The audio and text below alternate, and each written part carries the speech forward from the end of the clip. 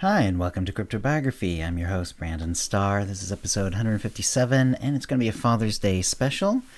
I am still writing on the island. However, this week I found that I know where I'm going, but I don't know how to get there. One of those sorts of situations. So we're gonna have to keep working on it, and we'll get back to the island next episode. For Father's Day this week, I thought I would tell the story of how I became a father.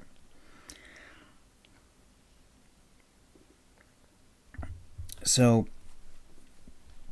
my wife and I got married. We were like 23, and we used birth control. For at first, we weren't ready to have kids. She had some like her body didn't react well to the pills, so we just used condoms. Um, and we just kind of went with that for a while, and then what happened was just a few years into our marriage, we found out that she had some pretty serious problems with with her reproductive system.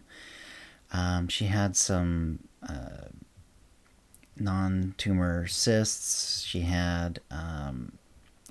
needed a scraping. She had a couple of them over time. She also found out that she had a bunch of cysts on her ovaries, and in fact, one of the ovaries had so many cysts that they had to remove it. So she was down to one ovary. They also found out that one of her fallopian tubes did not function properly, and it was the one on the opposite side of the one they took out, which means she had one ovary and one fallopian tube that worked, and it was on the opposite side. And at that point, they just let us know that it was really, really unlikely that she would ever get pregnant at this point. So, so we stopped using birth control, but we assumed that we were just not going to have kids. We sort of had made vague plans that maybe we would adopt at some point, but we never, really got to that point. We were still, sort of working our way into anyway, I've had career issues kind of my whole adult life, and or just not being very happy with where I was in terms of a career or a job or anything like that. My wife did a little bit better, quite a bit better than me anyway, and she was starting to make some money, and she found a field that she liked working in. And then one day it turns out that she got pregnant, and it was really, really unlikely. She had back when she had two ovaries, she had a miscarriage as well. So we were a little on edge about that, that could happen again. We took a little bit of time to before we let everyone know she was pregnant. But everyone was thrilled. She was the oldest in her family. I was the oldest in my family, and so this was going to be the first grandchild. And all the grandparents were very, very excited, very thrilled. It was not an easy pregnancy for her by any means. She was already overweight, probably to the point of obesity, but she gained weight at this point as well, and she also had diabetes for the first time.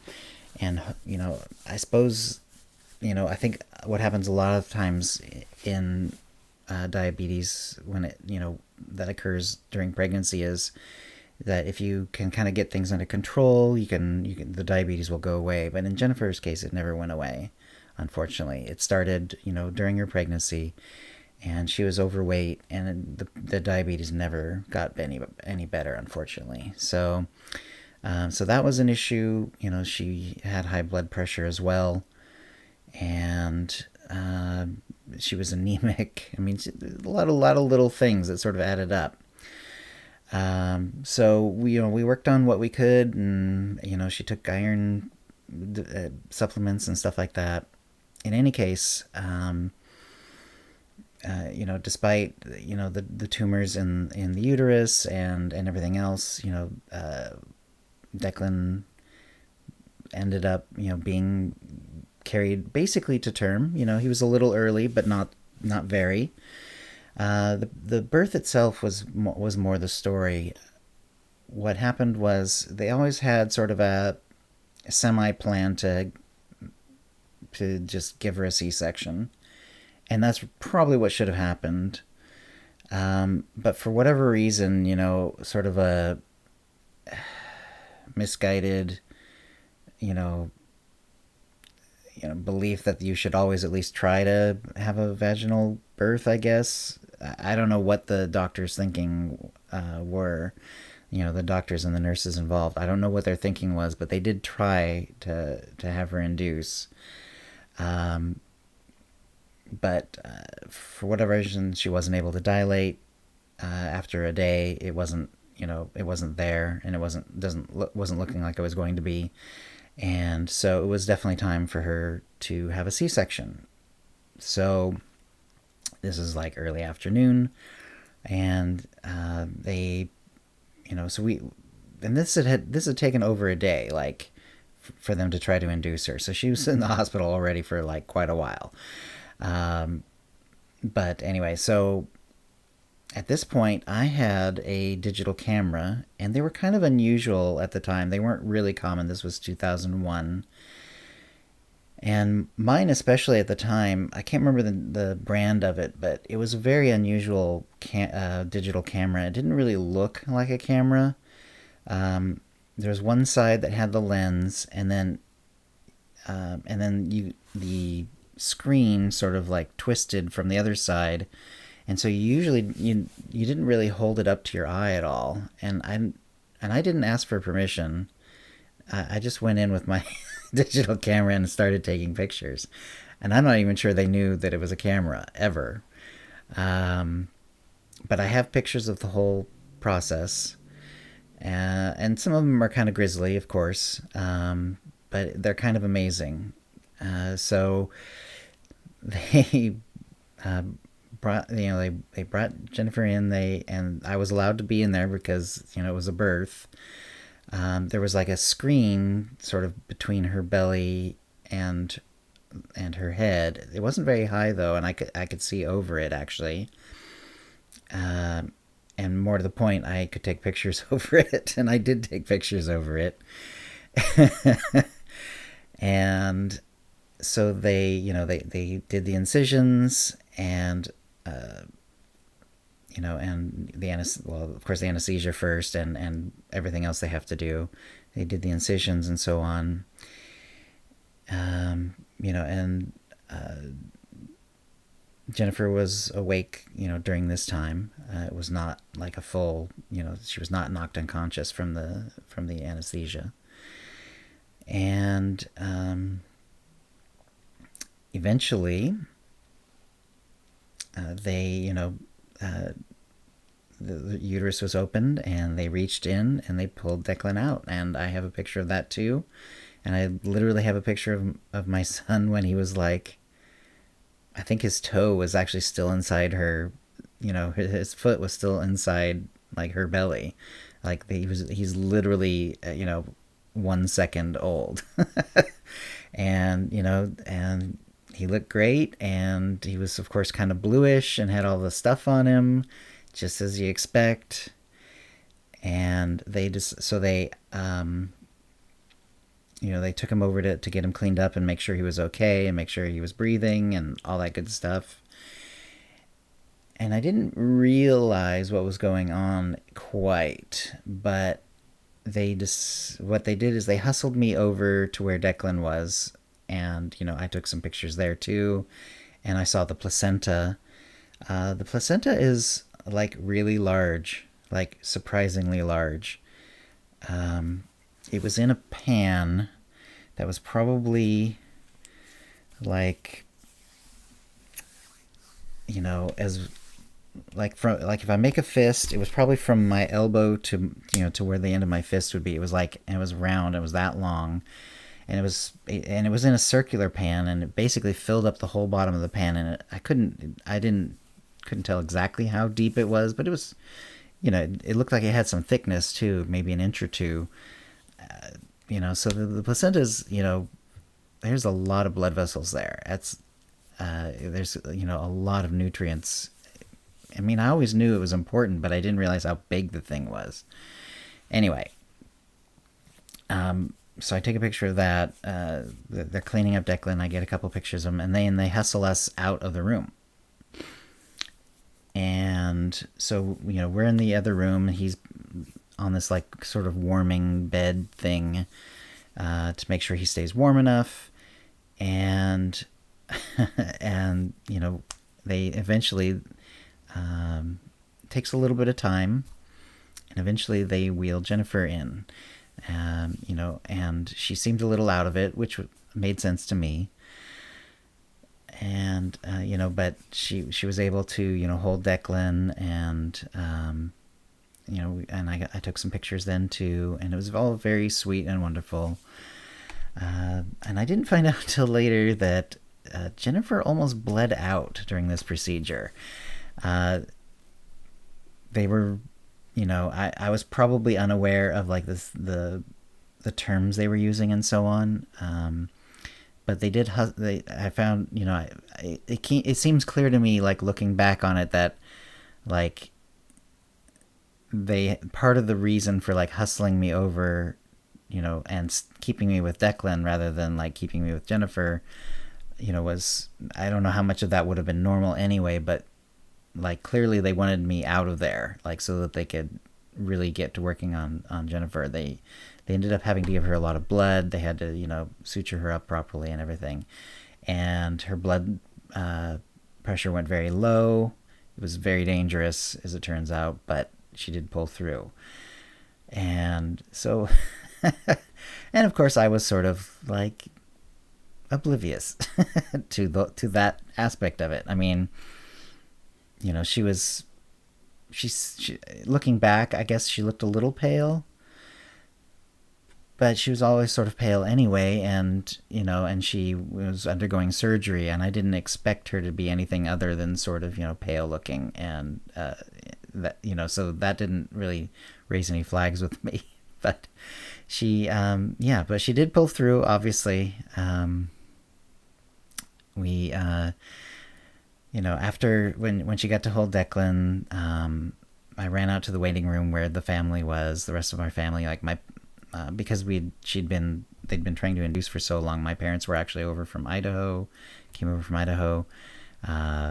We had her parents, both sides of her parents, because they had divorced, and since each of them had remarried, they were there too. We had some of the other cousins, aunts and uncles were there too. Not cousins, there weren't any at that point. And so I showed them the pictures. I was not aware that Jennifer had been in any danger. So as far as I could tell, everything was fine. That's what I reported to them, because I had seen her, but they hadn't yet told us like how bad things had gotten.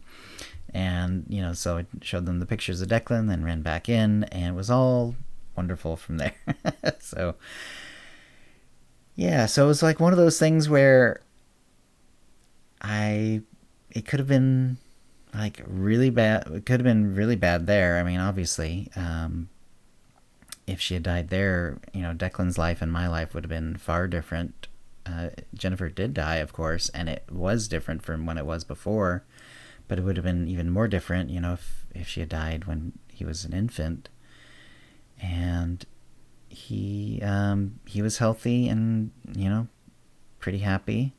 And we've been very happy with him ever since. He's now in college. He's back from his first year at college. It's been a very weird year for him, of course. Coronavirus has meant that, especially this last quarter, basically all the, the first part of the year was normal. That was the fall. It was 2019. Coronavirus hasn't really happened yet.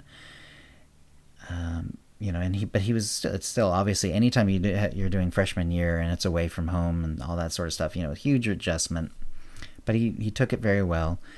But this last quarter, half the students, because so many of them were sort of local anyway, they decided to do classes from home.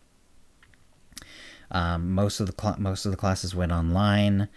He decided to stay on campus, and I think he was hoping that it would be a little bit more.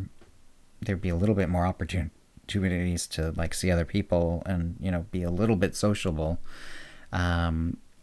But apparently, with so few students deciding to stay online or stay on campus, it was less than half. They ended up merging all the students into like this one set of rooms, and even then, he was like the only one in his room. So, because I think not only did it start with like half of the students like staying home, but I think very quickly like students decided like, okay, this is enough, I'm going to go home. And I think more and more did that over time. And there was going to be one kid in the room with Declan. They would have had like, it's like this suite with two different little bed areas. He would have had one bed area and the other kid would have had the other. And it was normally like for 5 or 6 kids, but students. But it was just going to be the two of them, and it actually ended up being the one of him, just him, because the other student decided to go stay with a friend of his who was in town, who was also in college. Anyway, so yeah, so it was very weird for Declan. Very weird year for him. I think he's happy to be back. He's going to be taking some classes over the summer, and we'll hope that goes well. It's all very, very insane, but hopefully things will go, will get better for him, because it's been a struggle, and he will hopefully do better, once kind of campus is able to open up again at some point. But also, once he gets adjusted to this new way of learning and everything like that too. So anyway, that's how I became a father, and and anyway, happy Father's Day to my father. If you're a father, happy Father's Day to you too, or to your father. And let's I'll get back to writing, and we'll have more of a normal episode next time. But thank you for listening, and we'll see you next time. Copyright 2020, CryptoBiography LLC, all rights reserved, and we'll see you next time.